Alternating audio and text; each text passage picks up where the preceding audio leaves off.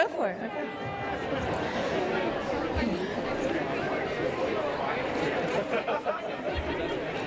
Come celebrate with me. Come celebrate with me. Every day, every day, every day. Every day, every day, every day. Something has tried to kill me and has failed. Please sing this with me. I'll sing it 2 more times. Just join in how you can. And if you sing off key, sing louder, okay? Come celebrate with me. Come celebrate with me. Every day, every day, every day.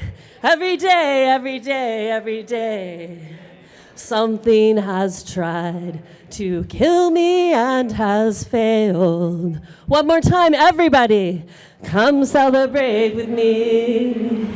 Come celebrate with me. Every day, every day, every day. Every day, every day, every day. Something has tried to kill me and has failed. Those are the words of great American poet Lucille Clifton, and the tune is by Adam Brown. Thank you so much for singing. Thank you so much for being here today. This great expression of love for our sacred lake. Our sacred lake. Before any further ado, let's give it up for the Lavender Menaces, everybody. What amazing music. The Lavender Menaces are Salt Lake's first all-women, non-binary, and trans rogue street brass band. One more time. And so we gather. We gather to bear witness to the lake's beauty. We gather to grieve. We gather to create beacons of possibility. We gather to increase our tenderness towards brine shrimp. Brine shrimp, if you're wearing a brine shrimp, move your fringe. Brine shrimp. Microbialites. And winged citizens of the air. Every bird can fly right now if you have a bird in your hands. We gather to carry each other through spells of despair. We gather to revere all that is vital and alive. And so here we are together. My name is Nan. I'm so glad to be here at home with you, gathering on behalf of our sacred lake. We're here to be in service to something larger, much larger than ourselves. That is the lake, that is life, that is love. And I want to just invite a quiet moment for you to feel for that force of lake, life, love that's larger than yourself. And allow yourself to deeply connect to it. And while you're in this kind of quiet moment, find Great Salt Lake herself, just to the west and north with your heart and mind, and just send your love in that direction, literally in that direction. If we were to take this rally just around the corner, we could probably see the sea and sing to the sea, but we'll be singing from here. And I want you to know, I know you came to rally, and so this is what the rally is today. It's 7 very beautifully distilled speeches from such lovely people. And it's some songs that all of the songs and the song leaders are asking you to participate in. So I'll cue us up as we go along. But you might find a paper songbook, there might be one near you, on Instagram for Save Our Great Salt Lake. The lyrics to the songs are also on there, so you could find that. But I don't want you to get lost in your phone, because we're here to be present. And this vigil keeping we're doing, this celebrating for the lake, above all else, it's a ministry of presence. When the life of someone you love is at stake, you stay with them. And so we're here today to be with the lake above all else.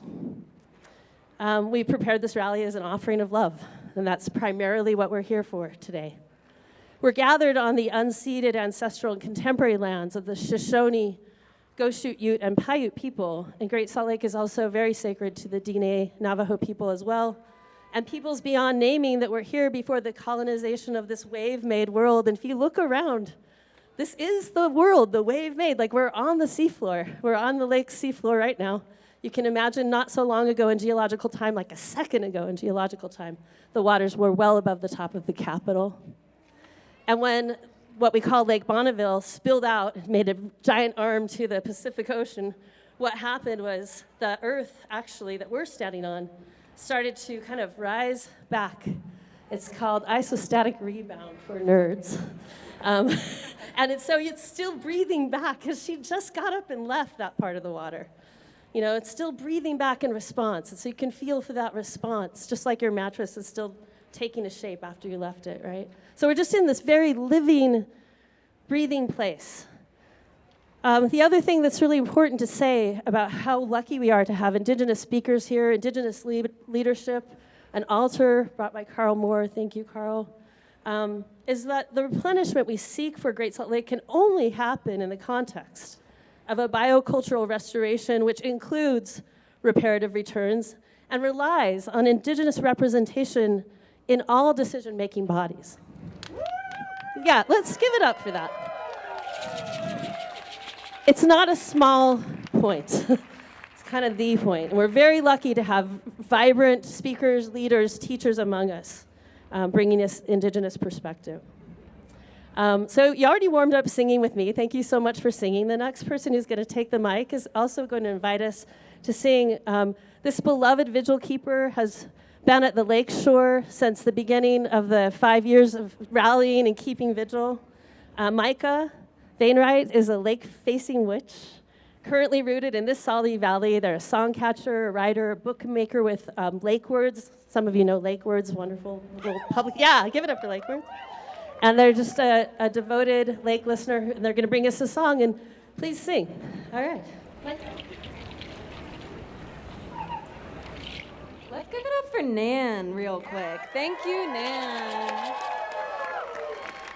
Thank you for the warm introduction. Hi, everybody. Let's take a breath together, because it would just feel so good for me. Let's take a breath in and out. And one more time, just because it feels so good.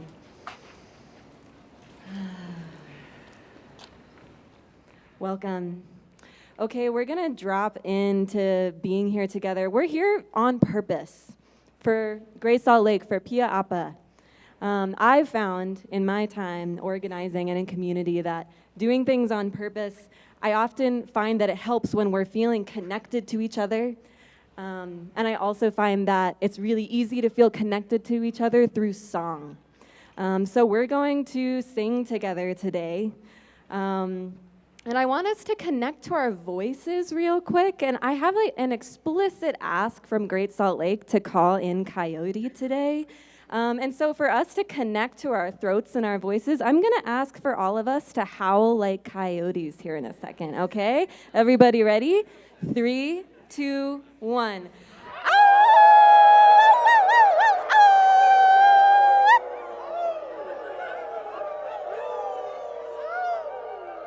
Yes. Yes. So good. I feel like we feel sufficiently connected to our voices now. Thank you for bringing your all to that. That was amazing, calling in Coyote, the channeler and instrument of the songs of the land and waters. They'll be with us now. This time last week, me and my beloved Milo, we were at Great Salt Lake, and I was asking Great Salt Lake for some support to be with you today here at the rally. And in response, in collaboration with some of my ancestors, they offered up a song. And so we're going to learn this song today together. I'll start by singing it one time through. Then I'm going to just say the words so it's easy to hear. We'll do a call and response, and then we're going to sing together. Okay? So if anybody wants to help me keep beat, you are welcome with your feet, perhaps. Dum, dum, dum, dum, dum, dum.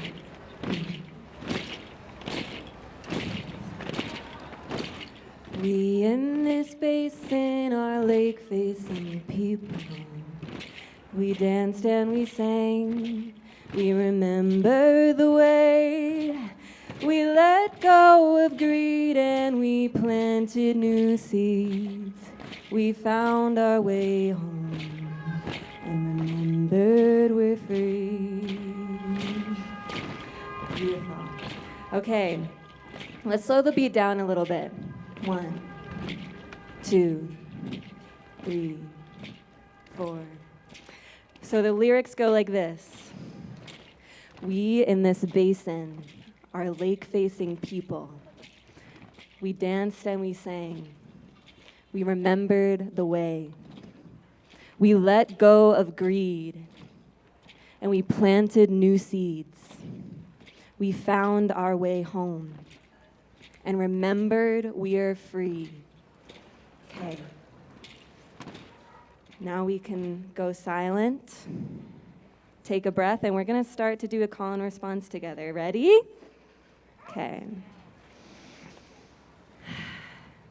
I'll point to you when it's your turn. We in this basin are lake-facing people. We in this basin are lake-facing people. We danced and we sang, we remembered the way. We danced and we sang, we remembered the way. We let go of greed and we planted new seeds. We let go of greed and we planted new seeds. We found our way home and remembered we're free. We found our way home and remembered we're free. Okay, we're gonna sing it twice together. We in this basin are lake-facing people. We danced and we sang, we remember the way. We let go of greed and we planted new seeds. We found our way home and remembered we're free. We in this basin are lake-facing people. We danced and we sang, we remember the way. We let go of greed and we planted new seeds. We found our way home and remembered we're free. Give it up for yourselves. Woo! Thank you very much, everybody.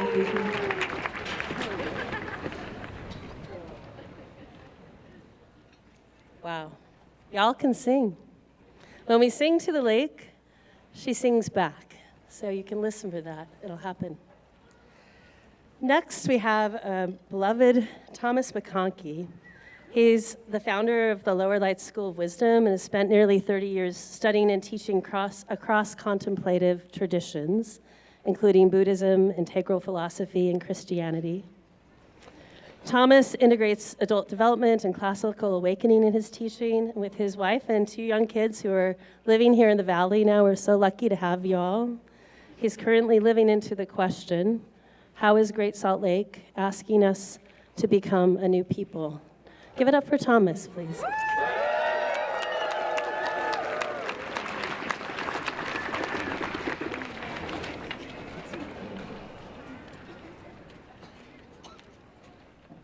Hello, everybody. So happy to be here. So much gratitude to be here with my family on the seabed of Lake Bonneville and sharing land with Great Salt Lake. I want to just take a moment to call us together to be one. So you can feel your feet on the ground if you like. You can breathe in and breathe out. Slow down. Let the dust settle back down into the lake bed.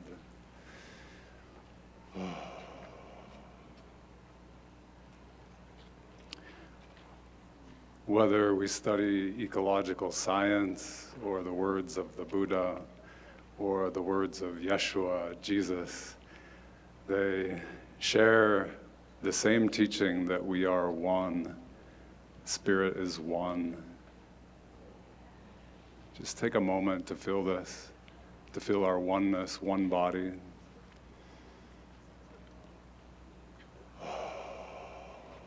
one heart, one mind,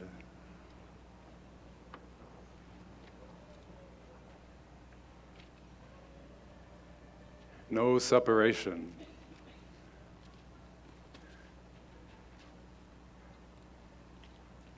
We leave no one behind.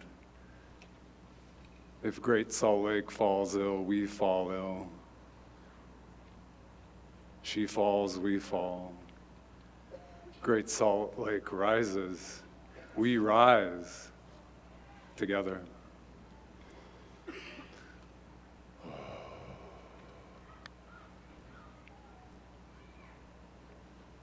Take a moment to open your heart, open your awareness to the life force.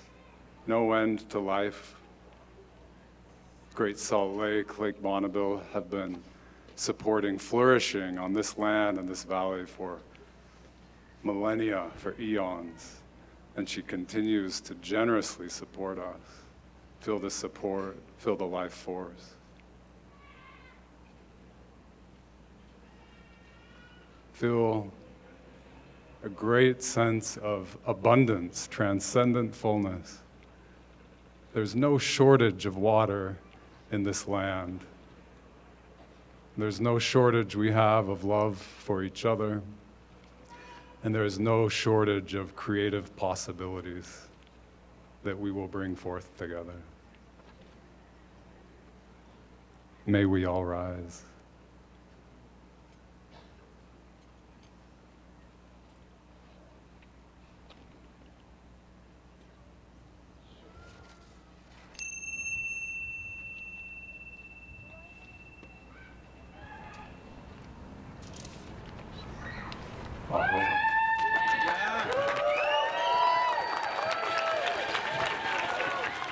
Thank you, Thomas. So beautiful. So true. No shortage of love. No shortage of water. Next, we have Chandler Rosenberg. Yeah, go ahead. Clap now. I'm still going to tell you about her a little bit. She's a food and water policy professional, community organizer, working at the intersection of agriculture and the Great Salt Lake. And she's now serving as a Great Salt Lake Policy Associate at Stewardship Utah. Her deep belief, which is contagious, in a systemic place-based response, led Chandler to co-found Save Our Great Salt Lake alongside Denise Cartwright, who'd I also like to hear a little applause for. I know Denise is here somewhere. Wave if you are. 5 years ago, they founded Save Our Great Salt Lake 5 years ago, and ever since have just been full-heartedly leading, and her devotion, Chandler's devotion to this cause, is really a large part of what has allowed us to gather so beautifully today. Chandler Rosenberg, everybody. Thank you so much, Nan. Thank you, Thomas. I wish you could do that for me every morning. 5 years ago, many of us woke up to the dying Great Salt Lake. We looked to those who already knew, turned towards the lake, and got moving. And we've come a long way since then. We've made the lake visible. We hang lake art in our homes and classrooms. We write songs and make zines. We dance like birds and brine shrimp all over the valley. And we parade our puppets around the Capitol. We've built a lake-facing community. We meet as a coalition every other week and have for the past 5 years. We gather thousands of people at rallies, summits, and organizing trainings. We keep vigil in freezing temperatures here at the Capitol and on the shore. And we host bike rides on Antelope Island and monthly potlucks at Black Rock. We do not have the policies or funding we need, but because of our pressure, the wheels are turning. The state has The state has invested millions, fundamentally restructured Western water law, and appointed a Great Salt Lake commissioner. We now understand our water use more clearly. Farmers and mineral companies are coming to the table, and state leaders have committed to a healthy lake by 2034. We know this isn't enough. The lake remains in a very dangerous place. It's 50 degrees in December. But I've never been more hopeful because we've shifted the most important piece. For 5 years, we've focused our attention on the lake in a real way. Attention is a spell. Where we put our attention is where we direct our energy, is how we spend our lives. And our world today, from Great Salt Lake to the streets of Minneapolis to Iran to Palestine, is asking us to be very intentional about how we spend our lives. The crisis at Great Salt Lake is both urgent and long-term. It's about water to the lake ASAP, and it's about becoming the kind of people that would have never let this happen in the first place. The kind of people that understand their place in the larger whole and don't put profit over life. So it's cultural work, which is good news, because we create culture, and we do it every day. We start by slowing down and paying attention to different stuff. Real stuff, living stuff, closer stuff. We learn the names of things, notice how things change, how our actions affect the living world around us. We create new forums for dialogue, collective visioning, and collaborative policymaking. We start looking at the roots of our problems, not just the symptoms. Our solutions cannot be as reductionist as the thinking that got us here. So we start seeing watersheds and learn to live within limits, aligning our economies with our ecology. We consider water in everything we do.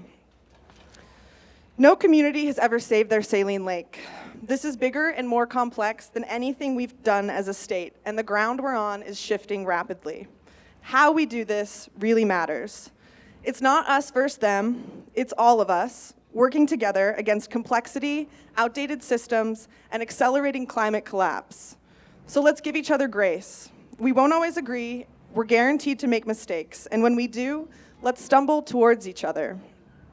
Whether this is your first Great Salt Lake event, shout out to my mom, or you've been here from the beginning, we need you, and we're here for you.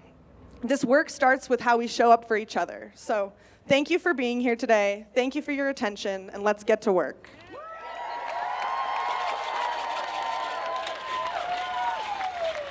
And by get to work, I mean literally, we would love to have you back on Monday for Great Salt Lake Lobby Days. We're here every Monday digging into the policies and the science. Go to our rally website on saveourgreatsaltlake.org/rally for more information. Thank you.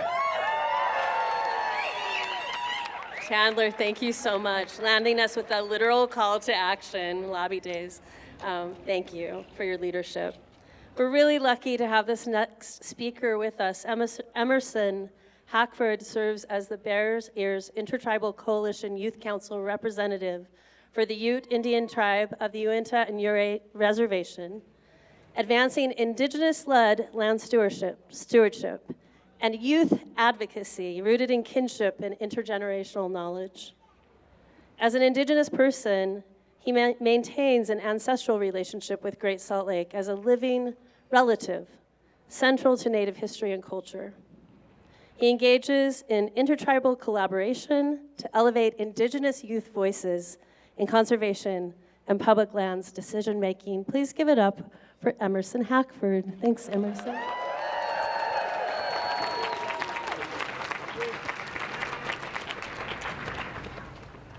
Mike, tutaiv, no nai nia Emerson Hackford. Ngwanuchu, no nai. B. Ricky Sarawak. No nai mu Joe Hackford. Ngwa La Point Utah Uinta and Ouray Reservation Evat. Hello, my name is Emerson Hackford. I am from the Uinta and Ouray Reservation. I am Northern Ute belonging to the Uinta band. And my mother is Ricky Hackford and my father is Joe Hackford. All my relations I speak to today of the Great Salt Lake not as a thing, not as a resource, but as a living relative within the natural web of life. In my Ute teachings, the land is not separate from us. The water is not something to be owned. We belong to it. We are a reflection of the land itself. The Great Salt Lake holds spirit. It holds memory. It moves within a larger cycle that binds water, birds, wind, salt, and people together. In Ute traditional ecological knowledge, balance comes from relationship and responsibility. When one part of this system suffers, everything feels it. What happens to the lake does not stay with the lake. It reaches outward and it reaches forward. When our people were removed from their homelands, when treaties were broken, when languages and ceremonies were suppressed, something essential was taken. That separation from the land was not only physical, it was spiritual. Relationships were broken. Yet the Great Salt Lake carries not only this history, but the possibility of restoration. Water remembers how life is meant to live together. What we face today is not only an environmental crisis, it is a test of values. Will we continue to remove ourselves from the natural cycle, or will we step back into it with humility? Indigenous land stewardship has always been rooted in reciprocity. Take only what is needed to give back and think beyond yourself. Think beyond your own lifetime. This moment calls on all of us, Indigenous and non-Indigenous alike. Kinship is not about ancestry, it is about responsibility. Before borders were drawn, rivers and waterways guided movement and connection, reminding us that migration is a natural part of life, not a crime marked by lines on a map. The same water that shapes canyons sustains life within your own body. You and I are already part of this relationship. Our sacred places need defending. The Great Salt Lake is one of many, alongside Bears Ears National Monument, Grand Staircase Escalante National Monument, Tabi Mountain and other public lands at risk of exploitation and quiet sell-off. Tabi Mountain is called public land, yet those who belong to it, Maiu people, are kept from caring for it. What is called public often serves money and power before the people and the land it belongs to. This is a reality Maiu people have known through generations of displacement and dispossession. These places matter because they are alive. They carry the memory of our ancestors, the pulse of ecosystems, and the responsibility of relationship. Yet land is treated as disposable rather than sacred and taken without consent from the people who belong to it. Protecting public lands means more than drawing lines on a map. It means honoring Indigenous history and cultural identity. It means centering Indigenous land stewardship and holding lawmakers accountable, not only for what they protect, but for the ways some twist their vote to take what is sacred for themselves. Our voices matter because they decide who will oversee the natural world. So I call upon you, as relatives within the natural web of life, to stand with us, protect what is sacred, defend our public lands and waterways, center Indigenous land stewardship. Nanama tusueke. Together, in social balance and harmony, we will save our Great Salt Lake. Water is life. Tovuchi toa. My many thanks.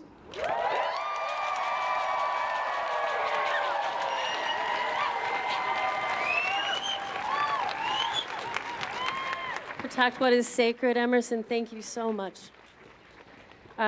Before we have a really delightful music break, and by music break, we're all singing together, but we have some really special people here to lead us.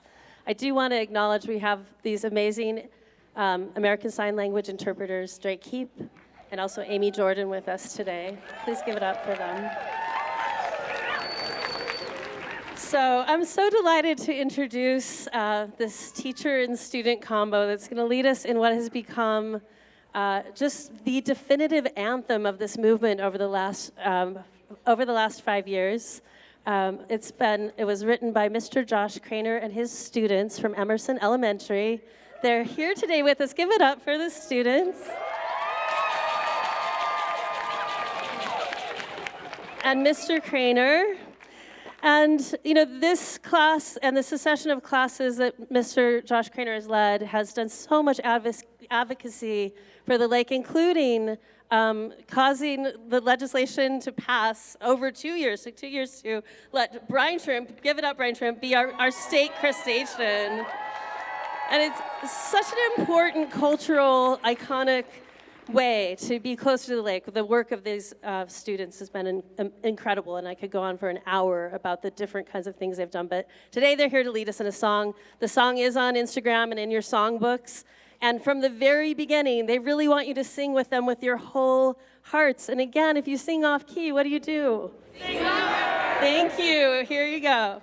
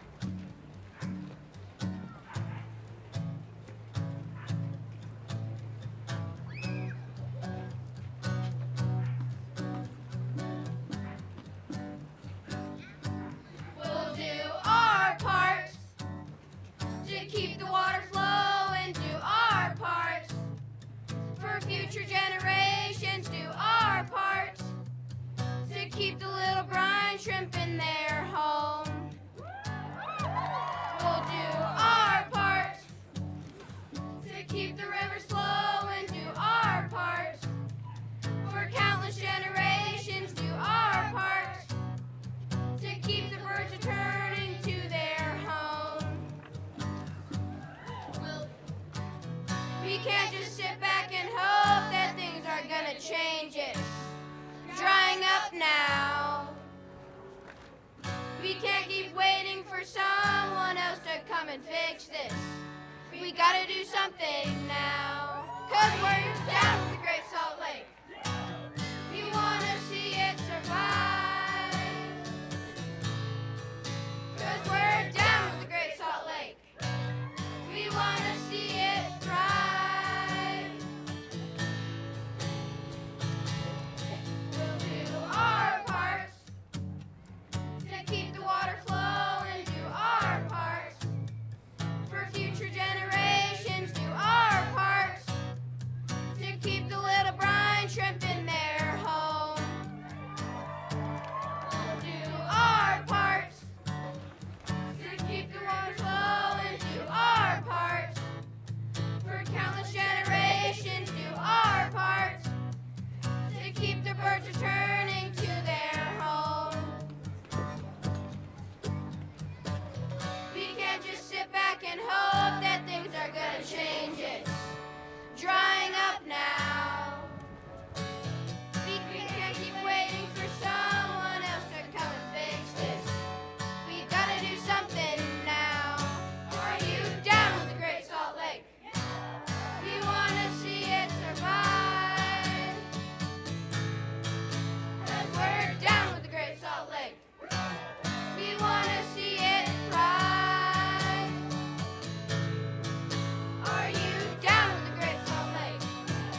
We wanna see it survive. 'Cause we're down with the Great Salt Lake. We wanna see it thrive.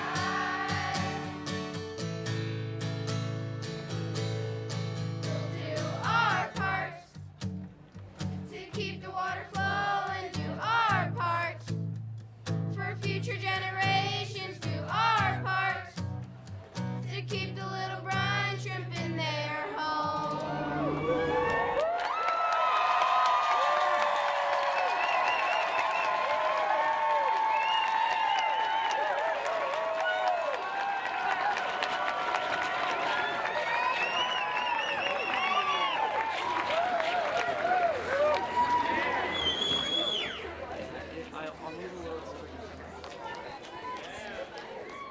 Wow, right? Give it up for sixth graders. And teachers, everybody, Mr. Josh Craner. Forgive me, but I just want to make this invitation directly to our lawmakers. Come sing that with us next year on these steps and mean every word. Come sing it with us. We need you to sing it with us. We'll sing it again. Come sing it with us. Fair question.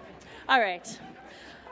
We've got some people to thank, so I'm just going to take a moment to thank this incredible group of sponsors who's made this possible today. A lot of folks are here tabling, they're here with puppets, they're working, they got up very early this morning, and they put resources behind this so we could gather in this way. Save Our Great Salt Lake. Withhold your applause till the end because it's a long list. Save Our Great Salt Lake, Grow the Flow, Center for Biological Diversity, the Making Waves Artists Collective, Utah Rivers Council, the Utah chapter of the Sierra Club, Utah Physicians for a Healthy Environment, Great Salt Lake Audubon, Stop the Polluting Ports with an S, Great Salt Lake Interfaith Action Coalition, Green Latinos, UES, which is Utah Youth Environmental Solutions, Youth Coalition for Great Salt Lake, and there are others here that are part of the coalition, that are supporters, that are tablers. Please spend time at the tables, find out what your entry point is. If you don't already have your hands on something, take this song, Do Our Part. It's just the thing in front of you. It's just the thing in front of you. None of us can do this together. We're getting really good at understanding this isn't a hero story. There's no one coming to save us. It's us. With a capital U-S, it's us. So give it up for everyone who is here and present. Yeah, right? Okay, we're so lucky to have just a few more speakers that have such profound messages, and we're going to finish off with a big celebration in song. Next up, we have Patrick Belmont, who is a professor of watershed sciences. His research spans water, wildfire, and climate science, and he doesn't see Great Salt Lake as a science project to be funded or an engineering problem to be solved, but rather as a wise and unspeakably beautiful relative to be protected and cared for, and he's here to talk to us about it. Give it up for Patrick Belmont, please.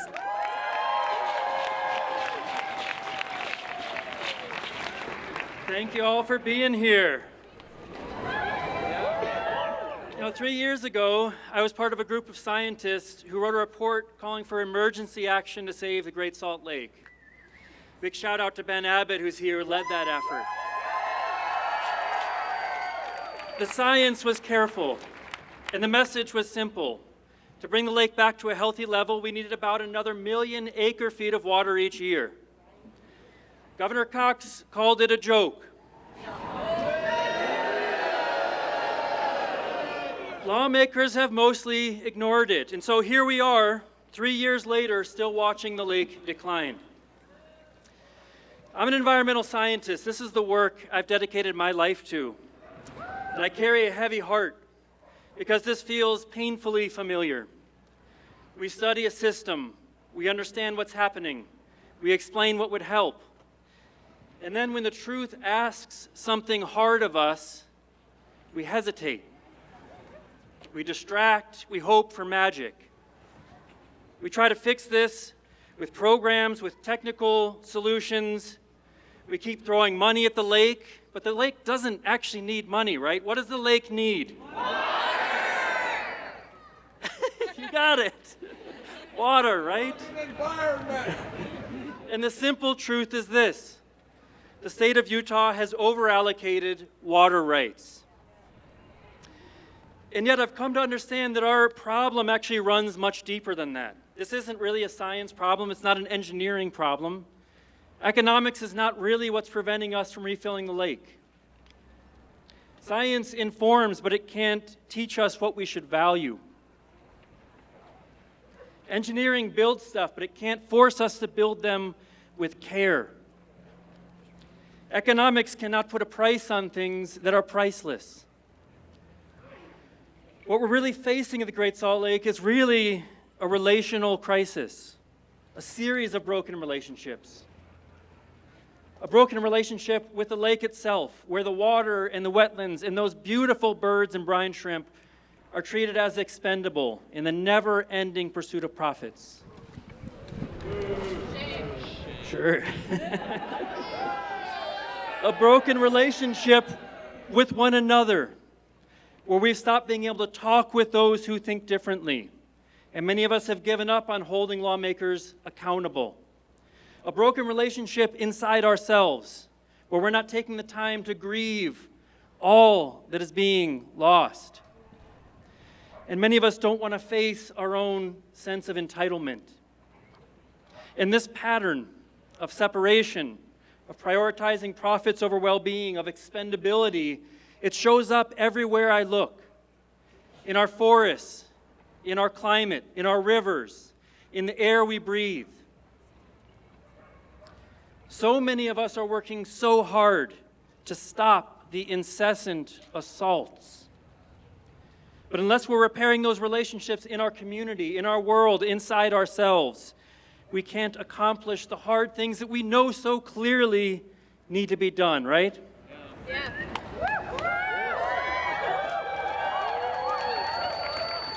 Like just getting our water rights realigned with reality, for example. Repairing these relationships means inviting people into hard conversations. It means being honest and demanding honesty. Sometimes it means standing firm and speaking for those who don't have a voice. Calling ourselves and our neighbors and our lawmakers back to integrity day after day.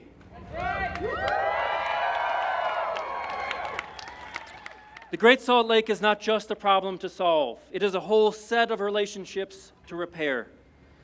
And so let us start there, repairing relationships with care, with honesty, with humility, and persistence. And the path to restore the lake becomes inevitable. Thank you. Thank you so much, Patrick.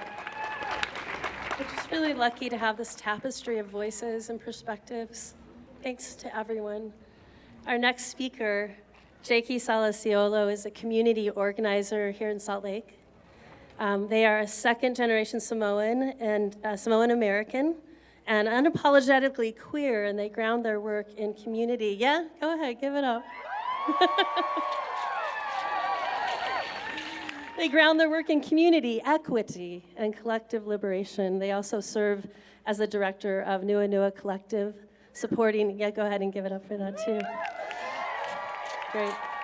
Supporting queer and trans-Pacific Islanders, Jakey approaches their work through an intersectional lens, advocating for patients, leading campaigns, organizing communities with an environmental justice approach rooted in Indigenous sovereignty. According to Jakey, to protect the Great Salt Lake is to honor Indigenous stewardship, uphold our responsibility to one another, and affirm that water connects us all. Please give it up for Jakey.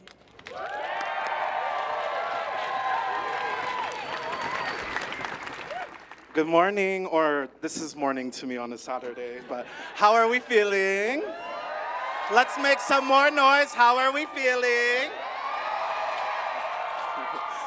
Talofa lava, my name is Jakey Salaciolo, and like Nan said, I am unapologetically queer. I am unapologetically a Fa'afafine fa Samoa. My family hails from Nataiwai, Savaii in Samoa. As a Pacific Islander, I know that water is life. Our people come from the ocean. I come from villages who protect the largest ocean in the world. We are raised with the understanding that land and water are sacred, interconnected, and deserving of protection, not ownership, not exploitation, but care. Water is not a resource to be drained until it disappears. It is a relative. It is a responsibility.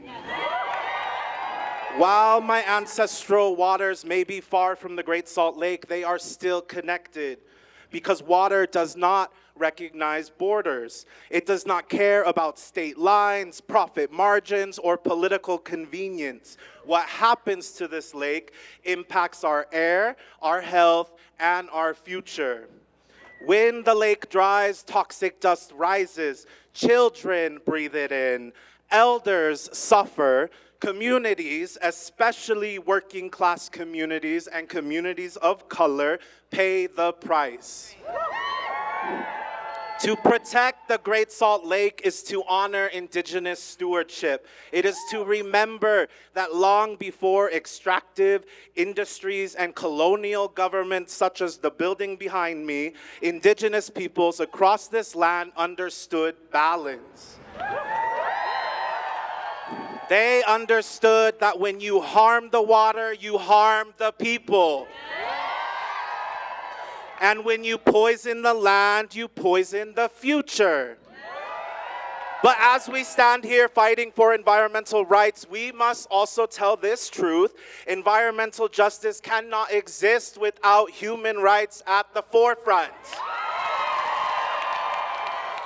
So I have to ask, where were we when we witnessed a US-funded genocide in Palestine, a genocide that is also an ecocide? Where were we as land was bombed, water systems destroyed, olive trees uprooted, and entire ecosystems erased alongside human lives? Where are we, where were we, and where are we with this same violence that is continuing to repeat itself across the globe, in the Congo, in the Pacific, in indigenous territories all across the globe? If our activism only shows up when it's comfortable, when it's local, or politically safe, that is not complete. Our movements, yeah, make some noise for that. Our movements must think global while acting local. We cannot fight for clean air here while ignoring poisoned air elsewhere. We cannot mourn a drying lake while staying silent as entire populations are cut off from water as a weapon of war. Justice does not work that way. Solidarity does not work that way. When we approach this work at the intersections, that is where the power lies. To end, water connects us all. Our struggles are woven together beautifully across oceans, across borders, across movements. To defend the Great Salt Lake is not just an environmental act, it is a moral one. It is a declaration that life, all life, are worth protecting. So, let us show up fully. Let us be consistent. Let us be brave enough to demand environmental justice, human rights, and liberation for all people, because water remembers and history will too. Fafatai talelava malo soifua.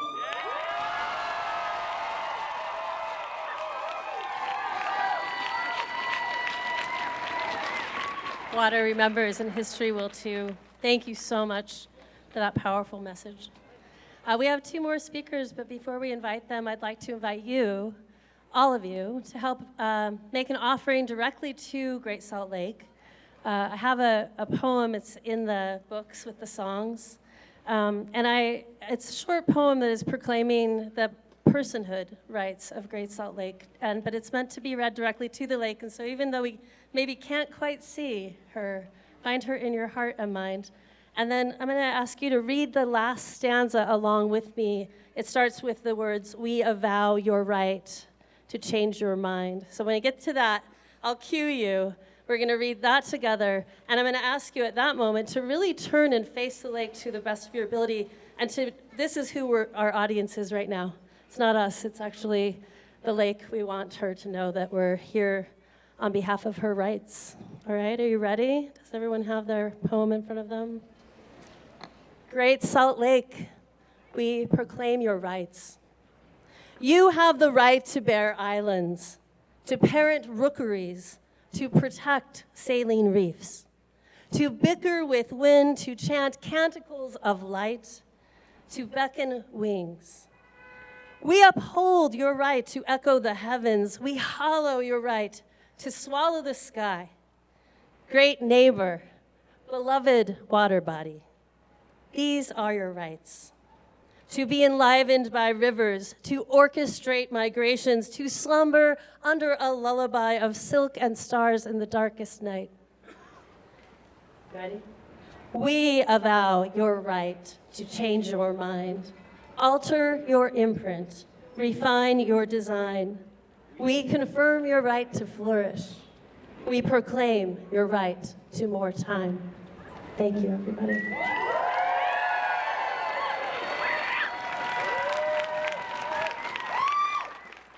Thank you so much for offering that to Lake. From the beginning of these vigils, the lake has a lot to say, and there's different ways of listening. But I think if you're here, you are called in and you're listening. The lake is not, as Jakey mentioned, not a commodity. The lake is a creator, and a sentient, singing, intelligent entity. Right. So we offer all of this that we're here for today directly to the lake. We're really delighted to have this next speaker, who I have witnessed kind of grow up on these steps, I gotta say. Autumn Featherstone is an organizer. Yeah, go ahead, give it up. An organizer with you, yes, a local youth-led organization that empowers young people in Utah to mobilize around climate and environmental issues. She's also a student at the University of Utah, studying environment and sustainability and communication.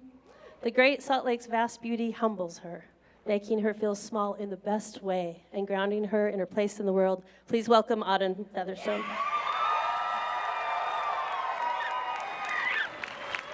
Hello, everyone.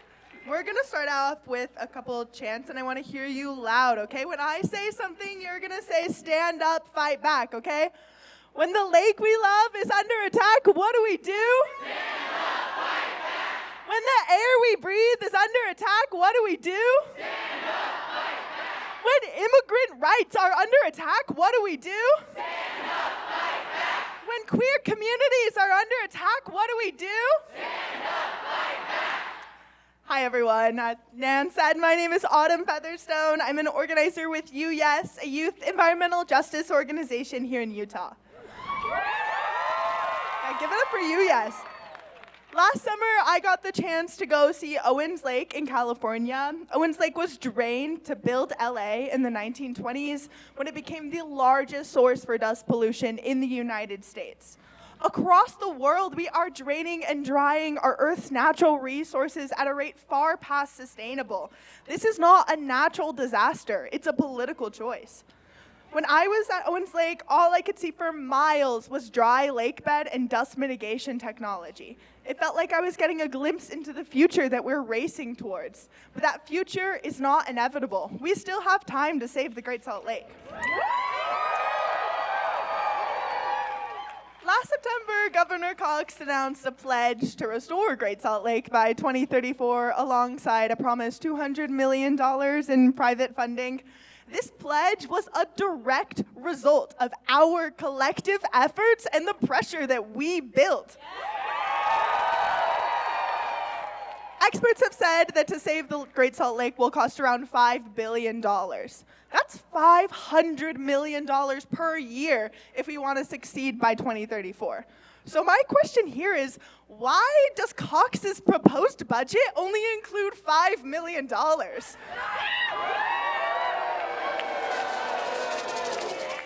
The fight is not over, and we need to continue this collective organizing to hold our government accountable.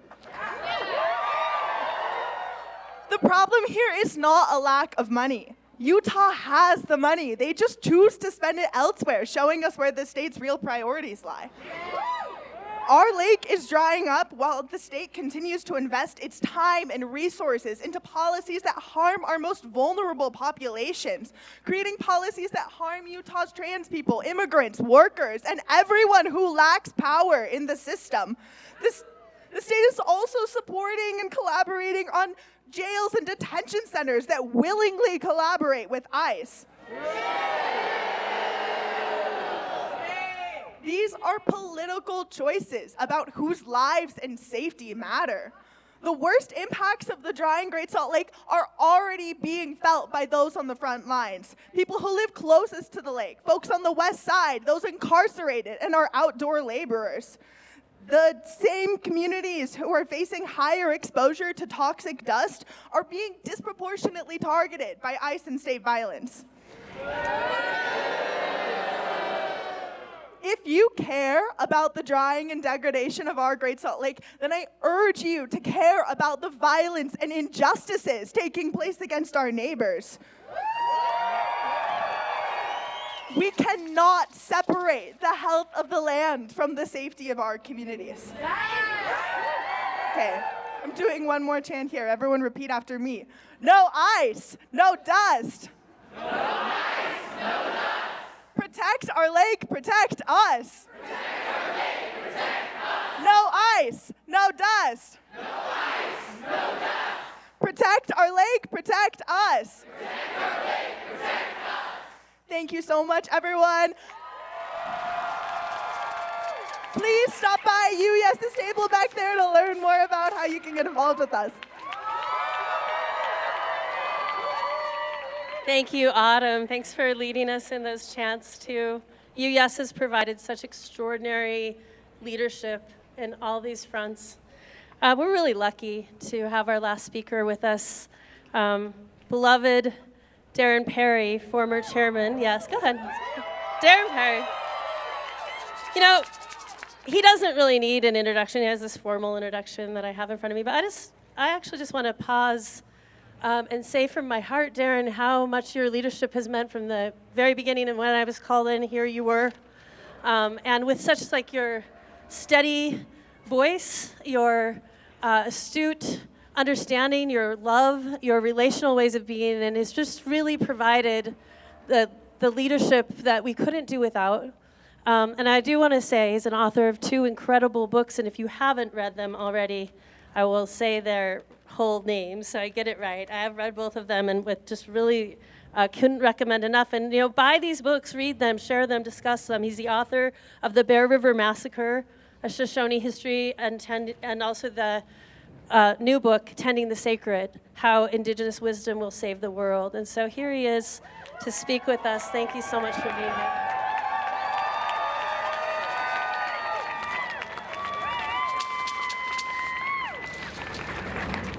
It's good to be here today, but we need to be honest with ourselves. The Great Salt Lake isn't disappearing because the science is unclear. The science is settled. What is missing is our willingness to listen differently. This is not a science crisis. It's a moral one. No chart, no model, no warning will matter if we choose profit and development over restraint, relationship, and responsibility. My Indigenous relatives have never needed commissions or studies to know when a relative was sick and in danger. We watched, we listened, and we responded. Water has never been a resource to us. It is a living embodiment with memory. And now the lake is remembering every promise that we have broken. We are told that the lake is shrinking because of drought. That is only a part of the truth. The deeper truth is extraction without restraint. Profit without responsibility, and comfort without consequences. The question has never been whether the lake can sustain us. The question has always been whether we are willing to live to honor our obligations to it. And right now, the answer that we are giving is no. Indigenous stewardship is not about ownership. It's about restraint. It teaches us that abundance does not come from taking everything that we can. It comes from taking only what is needed. A healthy lake, like healthy soil, requires humility. It requires patience. It requires courage to leave the water in the ground, even when it's inconvenient. Sustainability is not a buzzword. It is not a technology we invent at the last possible moment. It's a way of living in right relationship, or it's nothing at all. If the Great Salt Lake collapses, this will not be a natural disaster. It will be a moral one.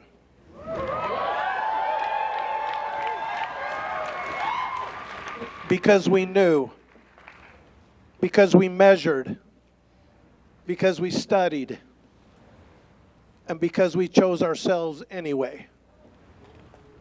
For Indigenous people, healing the water and healing the people has always been the same work. To protect the lake is to protect our future. To ignore it is to tell the next generation exactly what matters more.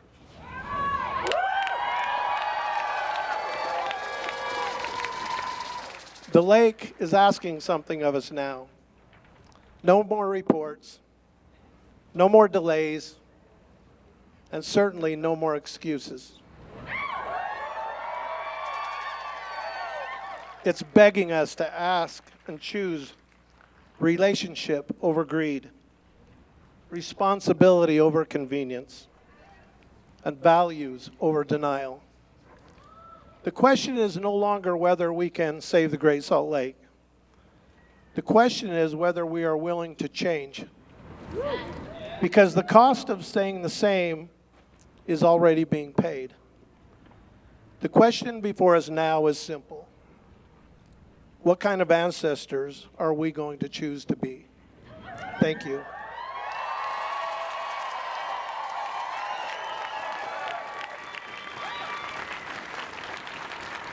Thank you, Darren. Thank you, Darren.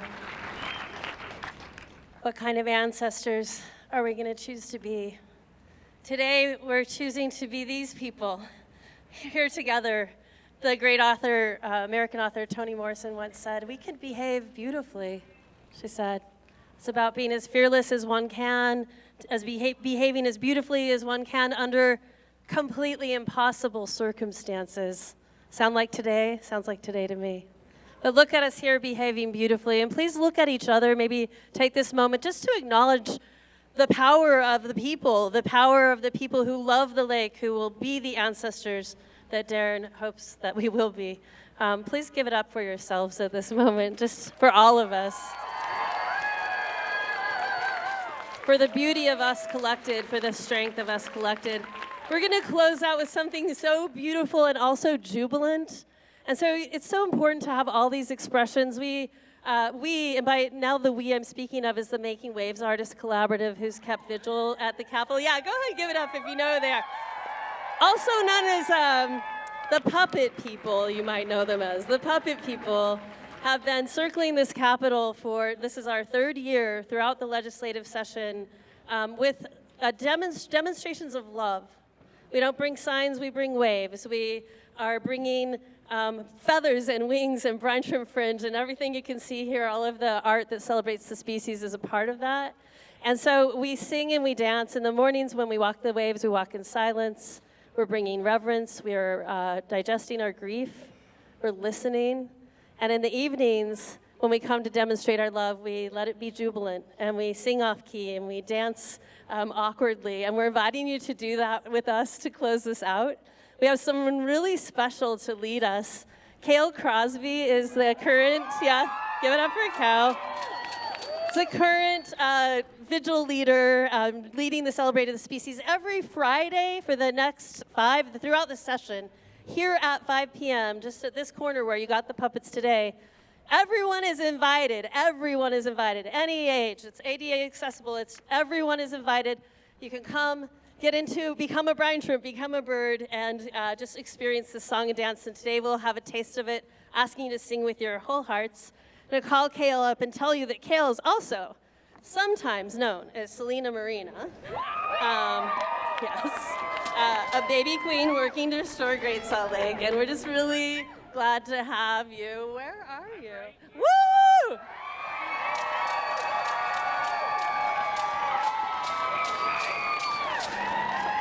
Hello, hello, hello. Salt Lake City, how are we feeling? Oh my gosh, wow. This has been such a stunning day, but it's been such a warm winter. Oh my goodness. My makeup is melting just as much as my heart from these speeches. And so I'll get us going. I'm so excited to lead us in the Celebrate the Species Vigil. Amazing. Okay, so I've got a gorgeous band here, and it goes to the tune of this classic song, When the Saints Go Marching In, but we sing it a little different. So our first verse is gonna be When the Waves Come Waving In, and then our second verse will be When Brine Shrimp Come Shrimping In, and then we'll hit it on number 3 with When the Birds Come Flying In, and then on the fourth most jubilant verse, it will be When Great Salt Lake Rises Again. Who's excited? Oh my gosh. Okay, well, I'm so excited. I'm gonna get eyes on my band leader real quick. Oh, down there, gorgeous. Okay, we got a brine shrimp accordionist. Can we get I need to make sure I can make it cue. Yeah, I'll come on down. All right, so when I cue the band, they'll do this cue and it'll sound like this. And then it'll be time to go. And then we'll vamp the last verse a few times, the Great Salt Lake Rises Again verse a few times. So I'm gonna come down here, because this is a song for and with the people. So sing it with me. All right. Hit it. Oh, when the waves come waving in. Oh, when the waves come waving in. Oh, how I want to be with that water. When the waves come waving in. Oh, when brine shrimp come shrimping in. Oh, when brine shrimp come shrimping in. Oh, how I want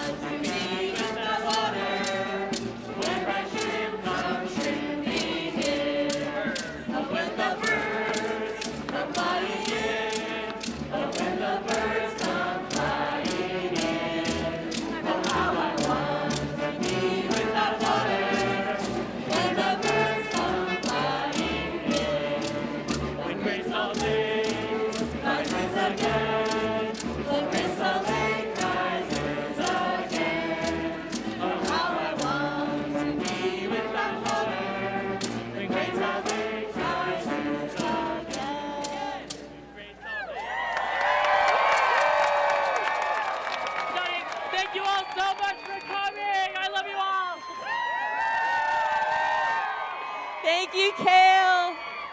Thank you. Come every Friday until the session is over and help us sing that up. Thank you so much.